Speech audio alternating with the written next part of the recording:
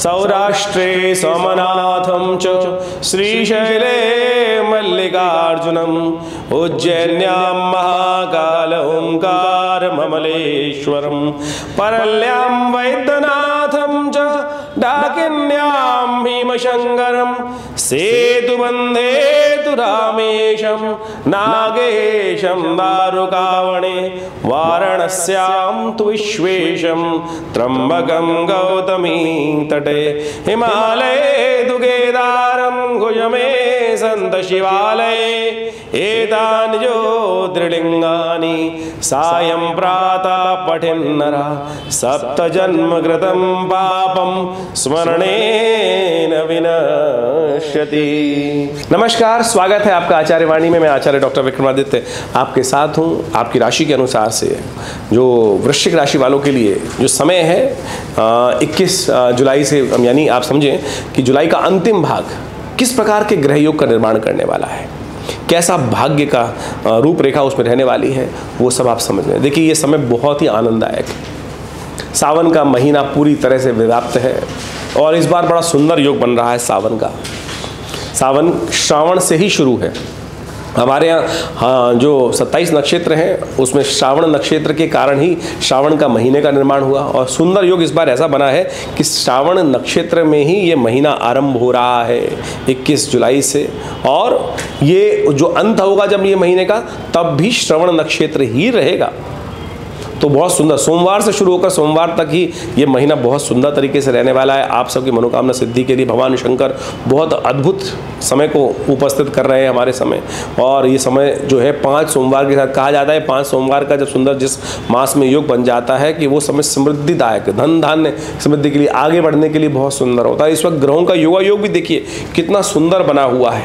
बृहस्पति वृश्चिक राशि में चल रहे हैं और मंगल के साथ सुंदर योग बना रहे हैं, और साथ साथ बात करें तो शनि महाराज अपनी राशि में विराजमान है और कई ग्रहों का सुंदर योग इस वक्त आपकी राशि के अनुसार से भी बना हुआ है। तो समझ लें इन राशि के दृष्टिकोण से कैसा सुंदर योग आपके लिए बना हुआ है। राहु का भी सुंदर योग आपकी राशि के अनुसार से, बृहस्पति स्वयं सप्तम भाव में विराजमान होकर पूरी कुंडली को बैलेंस कर रहे हैं। तो ये बहुत सुंदर योग आपके लिए विद्यमान है। भाग्य में सूर्य स्वयं विराजमान है शुक्र के साथ और अस्त अवस्था में भी नहीं है। कोई भी ग्रह अस्त अवस्था में बहुत वृहद रूप से नहीं उपस्थित है। तो सब बहुत सुंदर आपके लिए योग बन रहा है। तो आप समझ लें कि आपके लिए समय किस प्रकार से आपको लाभ लेने का प्रयास करना है।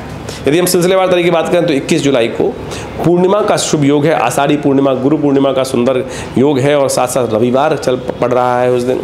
मकर राशि में चंद्रमा का सुंदर पदार्पण है और आपकी राशि के अनुसार से बताते हैं कि इस समय ग्रह योग आपके लिए ऐसे हैं कि यदि आप भगवान शिव की आराधना करें तो बहुत सारे आपकी कुंडली के हिसाब से रास्ता बनता दिखाई देगा। भाग्य साथ देने को तैयार बैठा है, भाग्य साथ देने को जबरदस्त तैयार बैठा है। बस थोड़ा बैलेंस होकर काम करने की ज़रूरत है। बहुत ज़्यादा नेगेटिव, बहुत ज़्यादा पॉजिटिव नहीं, बैलेंस होकर चलने का प्रयास कीजिए। ये समय आपके अनुकूल हो सकता है। सुबह सुबह 7:30 पर मकर राशि में चंद्रमा पदार्पण करेंगे और ये आपके लिए बहुत अच्छा योग बनाएंगे। ऐसे में शिव का सुबह सुबह ध्यान कर भगवान शिव का पूजन करते हुए, गुरु आपका आशीर्वाद लेते हुए, गुरुजन को प्रणाम करते हुए, क्योंकि गुरु पूर्णिमा है उस दिन। कहा था गुरु ब्रह्मा गुरु विष्णु गुरुदेव महेश्वरा गुरु साक्षात पर ब्रह्म तस्मै श्री गुरुवे नमः। इसलिए कोशिश ये करें गुरु की आराधना। इस संसार में विशेष तौर पर हर व्यक्ति को अपना गुरु बनाना परम आवश्यक है। किसी न किसी व्यक्ति को, किसी न किसी अच्छे व्यक्ति के सानिध्य में अपने आप को डालने का प्रयास करें, उनकी दीक्षा में चलने का प्रयास करें, उनकी शरणागति में चलने का प्रयास करें। बिना उसके निवृत्ति नहीं होती है। ये लोग बहुत सारे हैं जो विचित्र कह देते हैं अरे ऐसा कुछ नहीं है, लेकिन आध्यात्मिक संसार के अंदर इसको बहुत महत्व दिया जाता है। इसलिए व्यास पूजा इस दिन की जाती है। वैसे तो कहा जाता है कृष्णम वंदे जगत गुरु, भगवान को ही गुरु मान लें, माता पिता को गुरु मान लें। आपके गुरुजन किसी ना किसी से आपने स्कूल में क्वालिफिकेशन भी ली होगी, वो भी तो आपके गुरु हैं। तो आप जिसकी शरणागति प्राप्त कर लें, वो शरणागति आपको लेनी है। इसमें ये कतई बिल्कुल नहीं है कि गुरु कल्याण करते हैं, आपकी शरणागति कार्य करती है। तो इस बात को सिद्धांत समझते हुए ग्रह अच्छे बने हुए हैं। इस दिन विशेष तौर पर शिव की आराधना करके 2-3 दिन आपके लिए बहुत सुंदर ग्रह योग दिखाई दे रहे हैं। बात कर लेते हैं 22 जुलाई की। 22 जुलाई से वो महीना आरंभ हो रहा है जिसके बारे में हमने कार्यक्रम के आरंभ में बताया। सावन का महीना, सोमवार का अवसर, प्रतिपदा तिथि, और जैसा हमने कहा कि श्रावण नक्षत्र से सोमवार के शुभ योग से महीना आरंभ होकर ये सोमवार और श्रावण नक्षत्र से ही खत्म होता दिखाई दे रहा है। तो ये ओवरऑल बहुत अच्छा समय रहेगा आपकी राशि के अनुसार से। आपके ग्रह इस वक्त आपकी राशि में बड़े सुंदर बने हुए हैं, लेकिन एक बात ध्यान रखिएगा, जो भी कार्य कर रहे हैं उसको अच्छे से एनालाइज करके करने की ज़रूरत है। इस कुंडली में इस वक्त आपकी राशि के अनुसार से ऐसे योग भी बने हुए हैं कि सर मुंडाते ही ओले पड़ सकते हैं, अननेसेसरी के झगड़ों में आप फंस सकते हैं। ऐसे में उन झगड़ों को शांत करने के लिए आपको अपने मस्तिष्क को शांत रखने का प्रयास करना चाहिए। सोमवार का अवसर है, श्रावण नक्षत्र विद्यमान है, तो ये काम सबसे सुंदर आपके लिए दिखाई देता है। शुद्ध गंगा जल लेकर भगवान शंकर का चांदी के बर्तन से अभिषेक करने का प्रयास करें और भगवान शंकर के चरणामृत को आशीर्वाद स्वरूप थोड़ा ग्रहण भी करने का प्रयास करें, तो आपके लिए बहुत अच्छा रहेगा। और ये आपके लिए सुंदर आगे बढ़ने वाले योग बनाएगा और वृद्धि वाले योग बनाएगा। तो सुंदर तरीके से आप कार्य करने का प्रयास कीजिए। ग्रह आपके बड़े अनुकूल दिखाई देते हैं, बस अननेसेसरी के झगड़ों में फंसेगा, इस बात का भी आपको ध्यान रखते हुए कार्य करने की ज़रूरत है।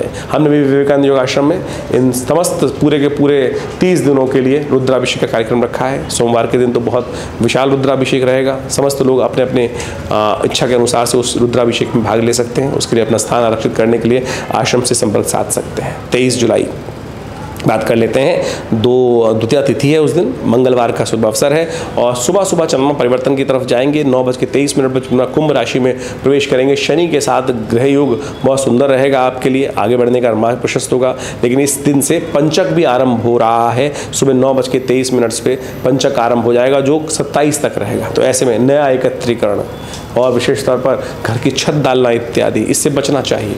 नहीं तो क्या होता है, हम लोग तो आज की तारीख में मानते नहीं हैं, ये सब चीज़ें ठीक नहीं होती हैं और अननेसेसरी खर्चे कराती हैं। तो इस बात का ध्यान रखते हुए कार्य करने का प्रयास कीजिए। ग्रह नक्षत्र ओवरऑल आपके अनुकूल दिखाई देते हैं, लेकिन फिर भी एक बात का ध्यान रखना है कि जो भी नया प्रोजेक्ट इत्यादि कार्य कर रहे हैं उसके अंदर थोड़ा सा हर ऑल्टरनेट को सेट करते हुए कार्य करने का प्रयास करें। नहीं तो ऐसा दिखाई देता है कि जो आपने एक्सपेक्ट नहीं किया था कोई कि ये घटना, कई बार क्या होता है हम कार्य करने का प्रयास करते हैं और कई चीज़ों को छोड़ देते हैं कि ये हमारे साथ नहीं हो सकता। लेकिन यहाँ ये घटना दिखा रही है, ग्रह दिखा रहे हैं कि किसी अनचाही प्रॉब्लम में आप इन्वॉल्व हो सकते हैं, फंस सकते हैं। उसके लिए आपको अपनी व्यवस्थाओं को ठीक करने का प्रयास करना पड़ सकता है। तो ध्यान रखते हुए आपको कार्य करने की ज़रूरत है। तो ऐसे में ध्यान रखिएगा। जो ग्रह योग हैं तो वो उसके लिए आपको हनुमान चालीसा का पाठ करना चाहिए। मंगलवार का अवसर है और मंगल अननेसेसरी के क्लैशों में फंसाने का इस वक्त आपको योग बनाता दिखाई दे रहा है। तो शांत होकर हनुमान जी के मंदिर में जाकर चोला चढ़ाएं, हो सके तो बूंदी का भोग उनको लगाएं, ये आपके लिए अच्छा रहेगा। 24 जुलाई तृतीया तिथि है, बुधवार का अवसर है और तृतीया तिथि के साथ साथ आप समझें इस दिन अभिजीत मुहूर्त तो नहीं होता है, तो इसलिए कहा जाता है कि इस दिन नया कार्य आरंभ करना ठीक नहीं रहेगा। लेकिन चतुर्थी क्षय भी हो गई है, चतुर्थी तृतीया चतुर्थी का योग है, चतुर्थी क्षय, तो नए मुहूर्तों के लिए दिन अच्छा नहीं दिखाई देता। ग्रह योग के दृष्टिकोण से यदि आप समझने का प्रयास करें तो इस वक्त आपको विशेष तौर पर एक बात का ध्यान रखें, चीज़ों को मैनेज करने के लिए आपकी अच्छी चीज़ दिखाई दे रही है। बुध आपकी अच्छी पोजीशन में है जो चीज़ों को ऑर्गेनाइज करने में, लेकिन आप, मुझे ऐसा दिखाई देता है कि अपना काम जो है, अपना टाइम जो है दूसरों के मामले में ज़्यादा बर्बाद करते दिखाई दे रहे हैं। ध्यान रखिएगा, दूसरों के झगड़े, दूसरों जिसमें आपको कोई लेना देना नहीं है। कई बार ऐसी स्थिति हो जाती है ना, हम जाके कुल्हाड़ी पे खुद पैर मार देते हैं, ऐसी स्थिति बन सकती है। तो आपको थोड़ा ध्यान रखना है। आप गणेश जी का मंत्र जप करें, विघ्नों को दूर करने वाले भगवान गणेश, उनके निमित्त मंदिर में जाकर थोड़ी दूर्वा अंकुर, पीले पुष्प उनको अर्पित करने का प्रयास करेंगे तो आपके लिए कष्टों को दूर करने का योग बन सकता है। और ध्यान रखते हुए कार्य करें। 25 जुलाई पंचमी तिथि, बृहस्पतिवार का अवसर और इस दिन नाग पंचमी का भी योग बना हुआ है। मीन राशि में सुंदर चंद्रमा प्रवेश करते दिखाई दे रहे हैं 10:48 पर। ग्रह योग इस वक्त आपके लिए जो दिखा रहे हैं स्थिति, ये परिवर्तन का योग अच्छा रहेगा आपके लिए। पंचम भाव में चंद्रमा राहु के साथ विराजमान हो जाएंगे और ये आपके लिए स्थिति उत्पन्न करते दिखाई दे रहे हैं कि आपको अपनी चाल में मस्त होकर काम करने का प्रयास करना चाहिए।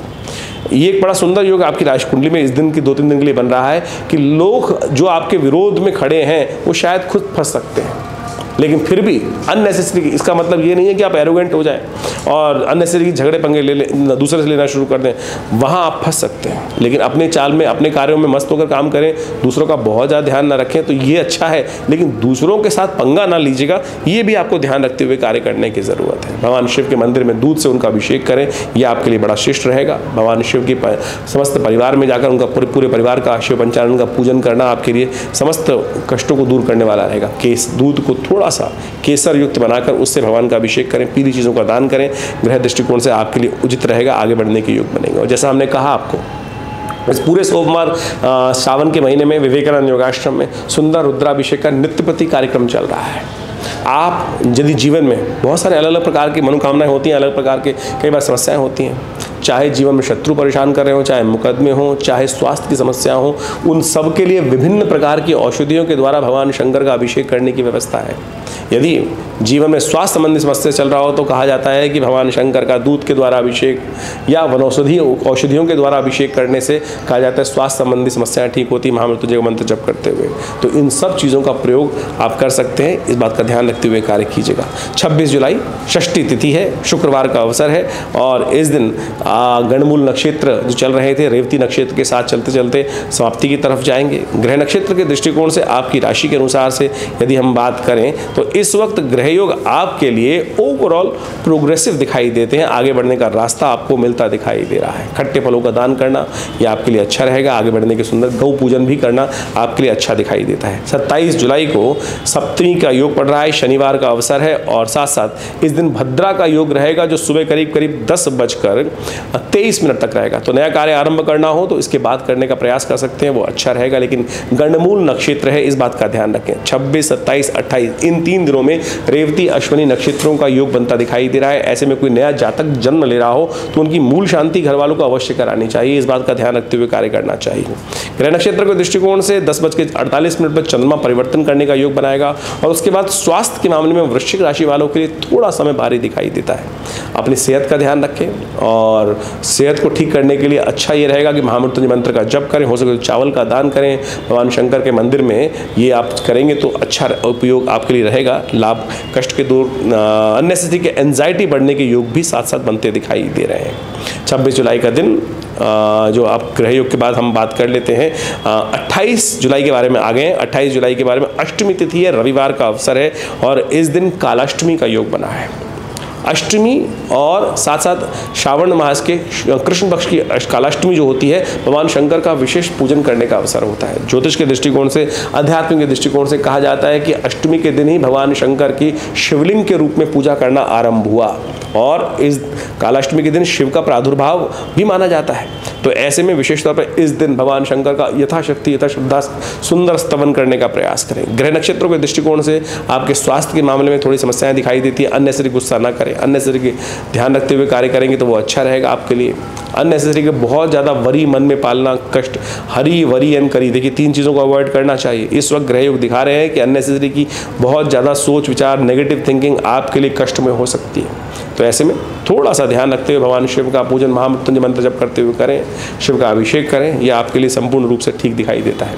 29 जुलाई नवमी तिथि रहेगी, सोमवार का अवसर आ गया है। चंद्रमा वृषभ राशि में उच्च राशि में प्रवेश करने के योग बनाएंगे। ये आपके लिए ओवरऑल नई एनर्जी को बूस्ट करने वाला रहेगा। सुबह से ज़्यादा शाम आपके लिए बहुत अच्छी दिखाई देती है, तो सुबह सुबह भगवान शिव का ध्यान करते हुए उनका दूध से अभिषेक करें। आपकी राशि में वृषभ में चंद्रमा उच्च राशि, सप्तम सम्मुख चंद्रमा वृश्चिक के सामने द्वितीय जो राशि, दूसरी राशि होती है जिसको वृषभ राशि कहा जाता है, वहाँ चंद्रमा प्रवेश कर रहे हैं और बहुत सुंदर आपके लिए दूसरा सोमवार भी पड़ रहा है। तो ऐसे में परिवर्तन का योग है, बृहस्पति के साथ चंद्रमा का योग जो बन के तैयार है, ये आपके लिए धन आगमन की सूचना भी दिखाएगा। आने 2-3 दिनों में पॉजिटिव रिजल्ट्स लाने के योग, धन के आगमन के योग, लाभ के आगमन के योग बनते दिखाई दे रहे हैं। ऐसे में शिव पार्वती का सुंदर पूजन, रुद्राभिषेक दूध के द्वारा करना आपके लिए संपूर्ण रूप से कल्याणकारी योग बनाएगा। तो ऐसे में हमारे आश्रम पर भी बड़ा विशाल कार्यक्रम इस दिन रखा गया है। सावन के दूसरे सोमवार पर विशाल रुद्राभिषेक रहेगा। वैसे तो हमने आपको कहा नित्य प्रति कार्यक्रम है, लेकिन सोमवार के सोमवार जो 5 सोमवार इस बार पढ़ेंगे उनमें विशेष मनोकामनाओं की सिद्धि के लिए कार्यक्रम रखा गया है। आप भी उसमें सम्मिलित हो सकते हैं। 30 जुलाई मंगलवार का अवसर, विशेष तौर पर जो ग्रह योग दिखा रहे हैं, दशमी तिथि है और ग्रह योग के दृष्टिकोण से आपकी राशि के अनुसार से नई एनर्जी के साथ आपके ग्रह उदय होते दिखाई दे रहे हैं। ये सूर्य उदय होकर आपके लिए बहुत अच्छा योग बनाता दिखाई दे रहा है। आप पूरी एनर्जी के साथ काम करने में दिखाई देते हैं। बहुत सारी बातों का इंट्यूशन भी आपके मनोमस्तिष्क में आ सकता है। और ध्यान रखिएगा, कई बार हमारे मन में विचार आते हैं और हम उसको इग्नोर कर देते हैं, लेकिन इस घड़ी पल के अंदर जो विचार आपके मन में आ रहे हैं वो आपको पॉजिटिव रिजल्ट देने के योग बनाएंगे। तो इसलिए पॉजिटिव होकर रहते हुए उन चीज़ों को इग्नोर मत कीजिएगा, उन पर कार्य करने का प्रयास कीजिएगा। मंगलवार का अवसर है। देखिए हनुमान जी भी शिव के ही रुद्रावतार हैं, तो कोशिश करें उनका भी सुंदर पूजन करके भगवान को प्रसन्न करने का प्रयास कीजिए। और हनुमान जी तो प्रत्यक्ष हैं, इस संसार में सदा विराजमान है, तो हनुमान चालीसा का पाठ करिए, कल्याणकारी योग बनेंगे। वहीं 31 जुलाई की यदि हम बात करें तो उस दिन एकादशी का योग है, कामदा एकादशी का सुंदर योग बना हुआ है। बुधवार के दिन ये एकादशी का योग पड़ रहा है, ये बड़ा शुभ है। भगवान विष्णु इस वक्त शेषशैया में विश्राम कर रहे हैं। कहा जाता है कि इस दिन उनका विशेष तौर पर पूजन करना चाहिए, उनको विशेष तौर पर समस्त पूजन करते हुए कहा जाता है उनका विशेष पूजन करें। ओम नमो नारायणाय, ओम नमो भगवते वासुदेवाय का पूजन मंत्र जप करते हुए उनका कार्य करेंगे। देखिए, इस बात का ध्यान रखें, कई लोग तथाकथित तौर पर शिव और विष्णु में फ़र्क कर लेते हैं। शिव रामस्य ईश्वर यस्य स, यानी इन दोनों में कोई फ़र्क नहीं है। ये इस बात का ध्यान रखें, कई भेद उत्पन्न कर ले, वैष्णव और शैवों में लोग भेद उत्पन्न कर लेते हैं। संस्कृति में एक बार समय ऐसा भी आया कि दोनों बिल्कुल विरोधी भाषा उपस्थित कर दिए गए, भगवान शिव को और भगवान कुछ उनके अनुयायियों के द्वारा। लेकिन ऐसा शास्त्र में तुलसी बाबा ने आकर उन सब भ्रांतियों को दूर करने का प्रयास किया। तो ये बहुत सुंदर योग बन रहा है। और इस संसार में कलिकाल में एकादशी से बढ़िया पुण्यदायक व्रत तो कोई हो ही नहीं सकता है। और समस्त मनोरथों को सिद्ध करने के लिए भगवान विष्णु का स्तमन करते हुए सुंदर कार्य करने का प्रयास करें। ग्रह योग आपके लिए बड़े अनुकूल गजकेसरी योग का निर्माण कर रहे हैं और पूरे दिन उस प्रकार की स्थिति रहेगी। तो आप यदि सही रूप से अपने विचारों को ध्यान में रखते हुए झगड़ों से बचते हुए कार्य करेंगे तो लाभ होने से कोई आपको बचा नहीं सकता, लाभ की स्थिति ही रहेगी। तो इस प्रकार से ज्योतिष की जो गणनाएं हैं वो बहुत प्रत्यक्ष है। दिन प्रतिदिन आपके जीवन में समय, हर क्षण में आपके जीवन में क्या होने वाला है, इतनी सूक्ष्म ज्योतिष के अंतर्गत गणनाएं आती हैं कि क्योंकि हर समय जो है परिवर्तन की तरफ जा रहा है। उस परिवर्तन को समझने का, उस ग्रह योग को समझने का योग ही ज्योतिष विज्ञान का मुख्य उद्देश्य है। और उसके द्वारा आपके जीवन में समय किस प्रकार से चल रहा है, क्या चल रहा है, यदि वो सही अवगत हम पहले से हो जाएं तो बहुत सारे जीवन के कष्ट जो हैं उसको हम जीवन से दूर कर सकते हैं।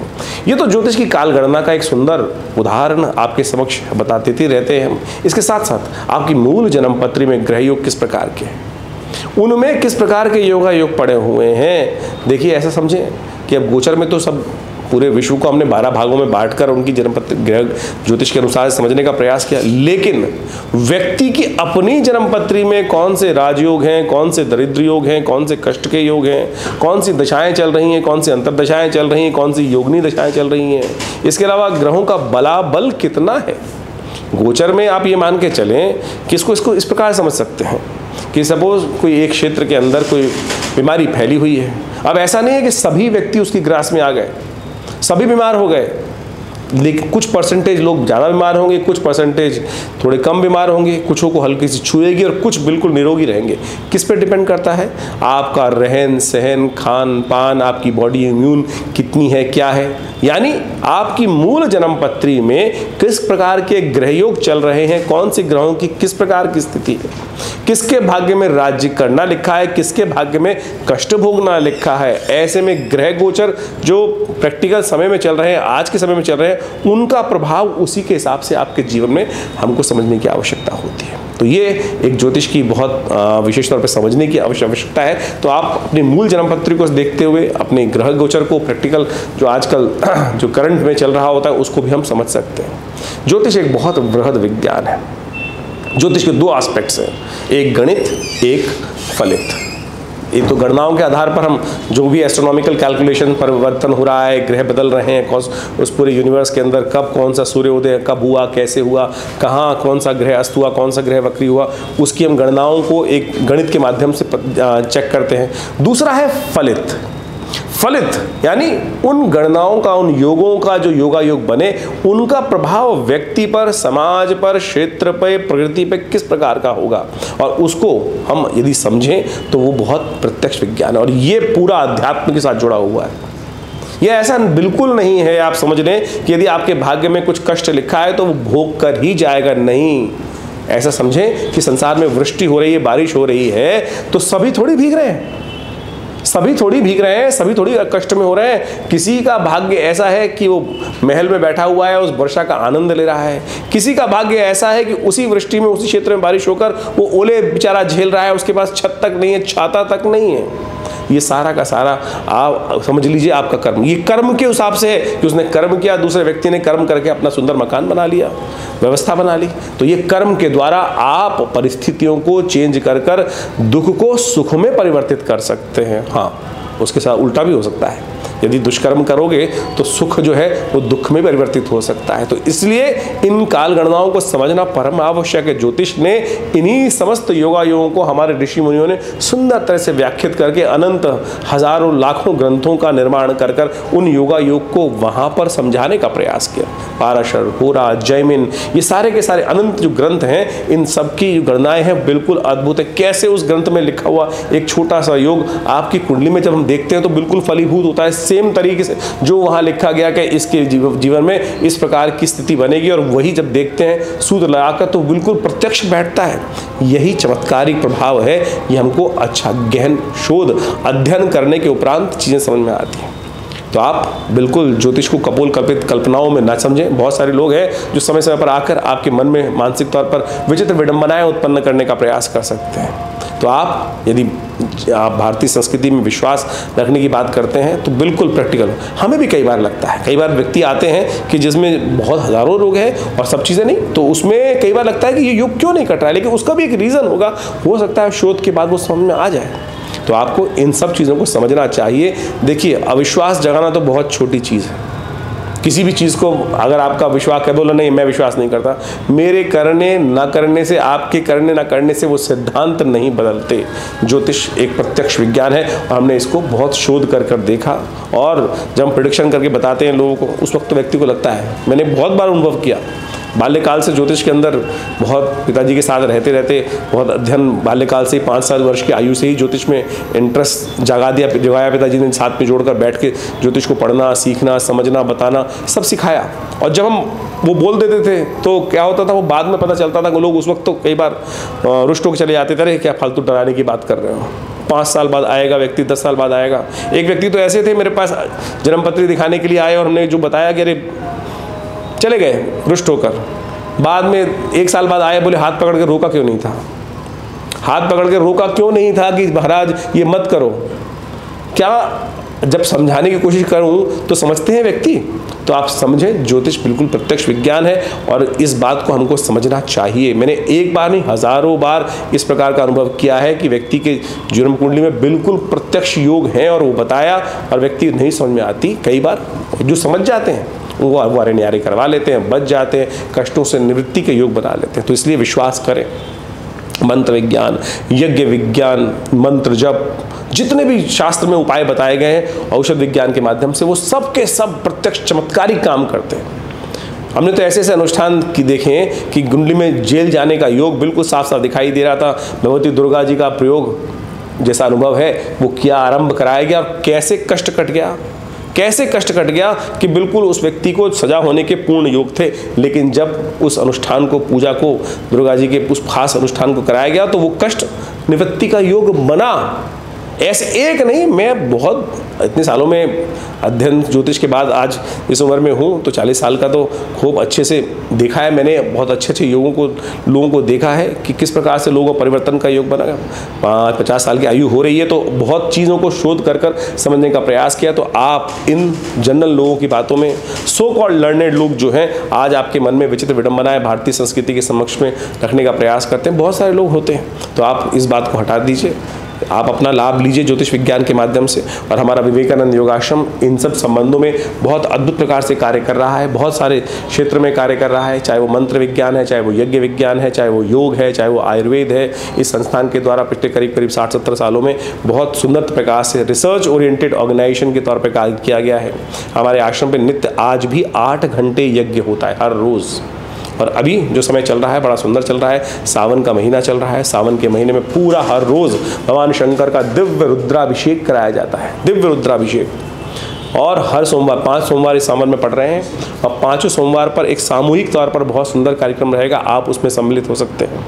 और भगवान शंकर का बड़ा विशाल श्री विग्रह जैसे सौराष्ट्र में है वो विद्यमान है, और उनका रुद्राष्टाध्यायी के द्वारा नित्य प्रति अभिषेक चलेगा, जो मनोकामनाओं की सिद्धि करने में अद्भुत है, कष्टों को दूर करने में अद्भुत चमत्कारिक रूप उपस्थित करता है। भगवान शंकर भोलेनाथ हैं। देखिए, इस वक्त समस्त संसार की जो विशेष तौर पर कार्य है, भार है, कार्यभार, वो भगवान शंभू के हाथ में, क्योंकि देवशयनी एकादशी हो चुकी है। भगवान शंभू समस्त कार्य को सुंदर तरीके से करते हैं, और भोलेनाथ तो बड़े सुंदर तरीके से इजीली प्रसन्न हो जाते हैं। सबके आराध्य हैं। जो परित्यक्त भी हैं वो भी भगवान भोलेनाथ की शरण में जाकर अपनी मनोकामना सिद्धि का योग बना सकते हैं। तो आप आनंद भाव से हमारे साथ जुड़कर, आश्रम से जुड़कर बहुत सारे लाभ ले सकते हैं। हर रविवार को बड़ा कार्यक्रम होता है सुबह 8 से 10 बजे तक।